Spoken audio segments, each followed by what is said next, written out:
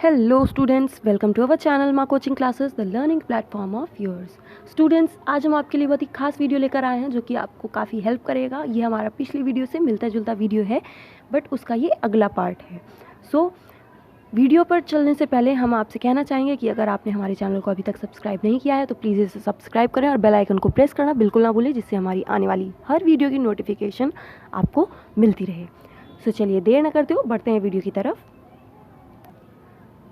So students, जैसा कि आप लोग थंबनेल देखकर समझ ही गए होंगे, आज हम आपको बताएंगे यूपीएससी आईएएस के सिलेबस के बारे में। आप लोग सभी जानते हैं कि इसका सिलेबस कितना लेंदी है। तो कुछ लोग तो लेंदी सिलेबस देखकर ही आइडिया को ड्रॉप कर देते हैं कि हम इस एग्ज़ाम को देंगे भी। ऐसी कोई घबराने वाली बात नहीं है, कोई डरने वाली बात नहीं है। अगर आप सिलेबस के अकॉर्डिंग तैयारी करते हैं तो इस एग्ज़ाम को आप क्रैक कर सकते हैं। चलिए अब हम आपको बताएंगे कि इसका सिलेबस क्या है। जैसा कि हमने आपको इससे पहले वाली वीडियो में बताया था कि ये जो यूपीएससी है ये इस एग्ज़ाम को 3 फेज़ में कंडक्ट कराता है। जो हमारा पहला है वो हमारा होता है प्रिलिमिनरी, दूसरा फेज़ होता है मेंस एग्जामिनेशन का, तीसरा फेज़ होता है इंटरव्यू।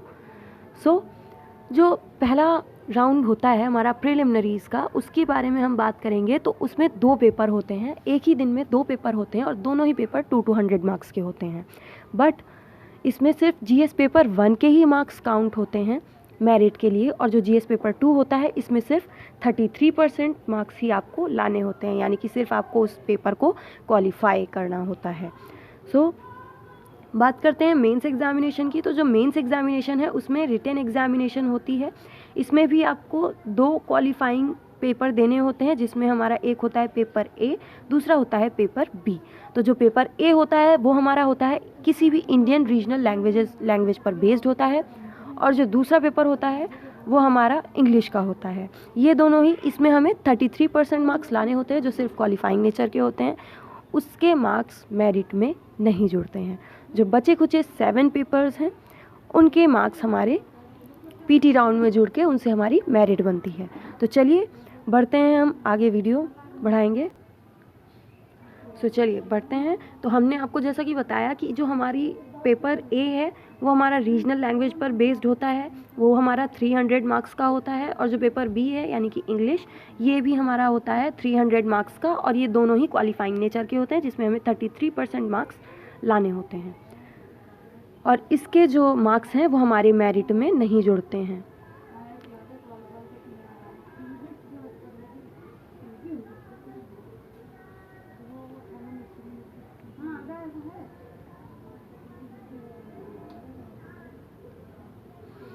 और आगे बढ़ते हैं तो उसमें हम देखेंगे कि पहला जो है, इसके बाद में जो पेपर 1 है, पेपर ए और पेपर बी के बाद जो पेपर 1 है वो है हमारा एस्से का।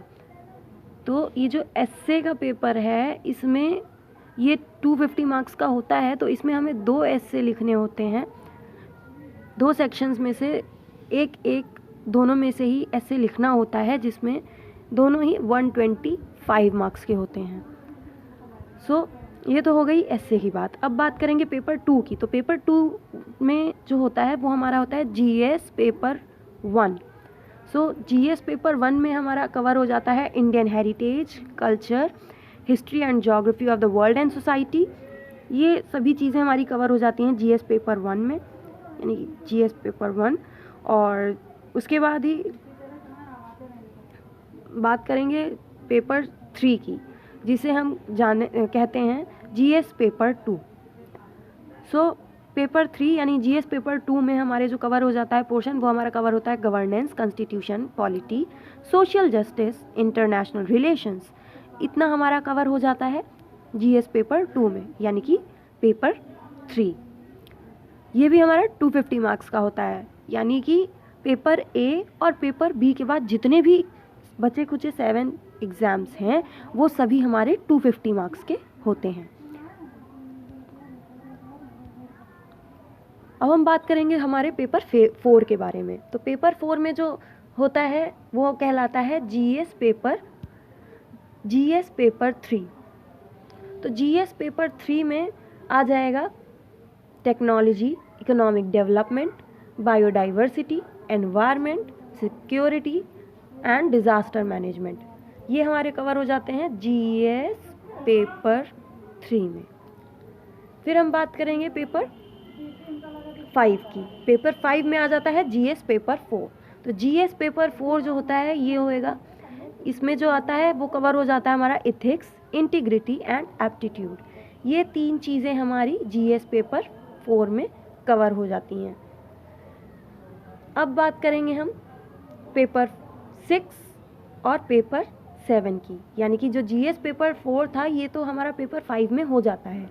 उसके बाद जो हमारा पेपर 6 और पेपर 7 है ये हमारा ऑप्शनल सब्जेक्ट पर बेस्ड होता है, राइट। तो ये जो है ये हमारा ऑप्शनल सब्जेक्ट पर बेस्ड होता है। ये आप अपना कोई भी सब्जेक्ट जो आप देना चाह रहे हैं, लिस्ट जो आपको UPSC ने प्रोवाइड कराई है उसके बेसिस पे एक सब्जेक्ट जो आप चुनते हैं उसके 2 पेपर होते हैं, एक होता है पेपर 1, एक होता है पेपर 2। इसमें भी आपके मार्क्स जुड़ते हैं और इन सभी का सब टोटल होता है 1750 मार्क्स से। 1750 मार्क्स से इसके मार्क्स जो काउंट होते हैं, इससे आपका इंटरव्यू होना है, उसमें इंटरव्यू में आपका नाम आएगा इसकी मेरिट के बेस पे। बट जो हमारा फाइनल रिजल्ट है सिलेक्शन का वो हमारा इंटरव्यू और साथ ही में PT राउंड, वो मेंस, इंटरव्यू और मेंस के एग्ज़ाम की टोटल मार्क्स को काउंट करके हमारा जो ग्रैंड टोटल बनता है उस पर हमारा फाइनल सिलेक्शन होता है, राइट। सो ये तो हो गया सिलेक्शन का प्रोसेस, हमने सब्जेक्ट वाइज एकदम डिस्कस कर लिया। अब हम बात करेंगे कि इन सभी सब्जेक्ट का अलग अलग सिलेबस क्या है। वीडियो काफ़ी लंबा होगा इसलिए हम आपको मतलब मेन चीज़ें बताएंगे, ज़्यादा पूरा सिलेबस नहीं बताएंगे। तो पूरा सिलेबस आपको डाउनलोड करना पड़ेगा, लिंक मैं आपको डिस्क्रिप्शन में दे दूँगी, सो आप वहाँ से इसको डाउनलोड कर सकते हैं। सो चलिए बढ़ते हैं अब हम सब्जेक्ट वाइज सिलेबस की तरफ। सो सबसे पहले हम बात करेंगे प्रीलिमिनरीज की। सो प्रीलिमिनरीज में जो हमारा एग्ज़ाम है, ये जो 200 मार्क्स का एग्ज़ाम होगा, इसकी जो मेरिट बनेगी उसके जो मतलब उसमें सिलेबस है उसका वो है, उसमें आ जाएंगे हमारे करंट इवेंट्स जो हमारे नेशनल और इंटरनेशनल लेवल पर जो जिसकी जितनी ज़्यादा इम्पोर्टेंस है, जो भी हमारे इवेंट्स चल रहे हैं उसके हिसाब से ये आएगा। इसकी तैयारी हमें करनी है कि करंट इवेंट्स क्या क्या हैं नेशनल और इंटरनेशनल इम्पोर्टेंस के। साथ ही हमें पढ़ना पड़ेगा history of India and India के जो नेशनल मूवमेंट्स हैं ये आपको पढ़ना पड़ेगा। उसके साथ ही आपको पढ़ना पड़ेगा Indian geography and world geography. तो इसका आपको पढ़ना पड़ेगा physical, social, economic geography of India and world, यानी कि इंडिया की और पूरे वर्ल्ड की आपको ये तीनों चीज़ें आपको पढ़नी पड़ेंगी जो आपके प्रीलिम्स में आ सकती हैं। फिर हम बात करेंगे इंडियन पॉलिटी की, ये भी आएगी, ये भी सिलेबस में है। सो इसको भी आपको पढ़ना पड़ेगा। साथ ही पढ़ना पड़ेगा governance and constitution, political system, Panchayati Raj, public policy, right issues etcetera. So ये आपका M लक्ष्मीकांत में कवर हो जाएगा। सो अगर आपके पास में लक्ष्मीकांत है, सो इंडियन पॉलिटी उसके अलावा आपको कहीं और से ज़्यादा पढ़ने की ज़रूरत नहीं पड़ेगी। बस आपने NCERT पढ़ी हो और लक्ष्मीकांत पढ़ी हो तो आपका ये पोर्शन पूरा कवर हो जाएगा।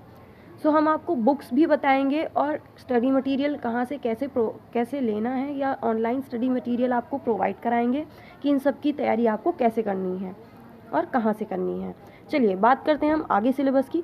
सो प्रीलिम्स में और जो पूछा जाएगा वो पूछा जाता है कि इकोनॉमिक और सोशल डेवलपमेंट और सस्टेनेबल डेवलपमेंट, उसके साथ ही में poverty, inclusion, demographics, social sector initiatives etcetera. So ये सारी चीज़ें हमारी आ जाती हैं प्रीलिम्स में। इसे भी आपको काफ़ी अच्छे से पढ़ना पड़ेगा क्योंकि क्वेश्चंस इससे भी बनते हैं। फिर हम बात करेंगे general issues on environment ecology, यानी कि एनवायरनमेंट में जो इस टाइम जनरल इश्यूज़ उठ रहे हैं या करंट में जितने इश्यूज़ उठे हैं वो सभी भी इसमें आते हैं। साथ ही आती है बायोडाइवर्सिटी एंड क्लाइमेट चेंजेस, यानी क्लाइमेट में क्या क्या चेंजेस आए हैं, बायोडाइवर्सिटी क्या है। एज़ पर द जितना कि सब्जेक्ट रिक्वायर करता है, इसमें आपको कोई भी स्पेशलाइजेशन नहीं लेना है, मतलब इस सब्जेक्ट में आपको स्पेशलाइजेशन नहीं लेना है, सिर्फ जो जनरल इश्यूज चल रहे हैं उसी के बेसिस पे आपको इसकी तैयारी करनी है। साथ ही आती है जनरल साइंस।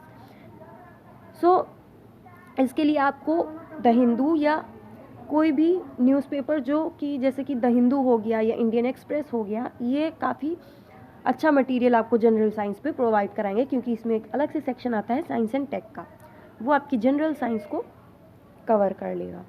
और बाकी आपको एनसीईआरटी भी इसके लिए पढ़नी पड़ेगी। चलिए आइए देखते हैं मेंस के लिए जो सब्जेक्ट्स ज़रूरी हैं उनका क्या सिस्टम है, यानी सिलेबस है।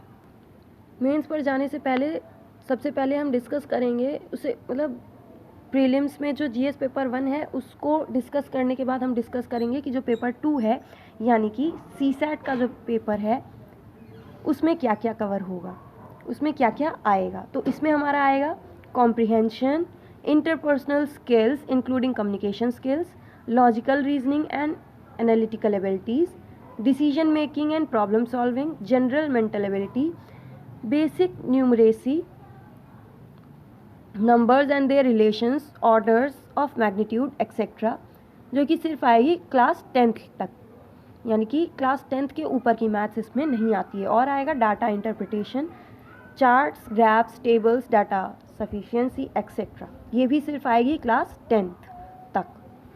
इसके ऊपर के लिए आपको न्यूमरेसी तैयार करने की ज़रूरत नहीं है, और इसमें सिर्फ आपको 33% मार्क्स लाने हैं, तो आप उसके अकॉर्डिंग इसकी तैयारी कर सकते हैं।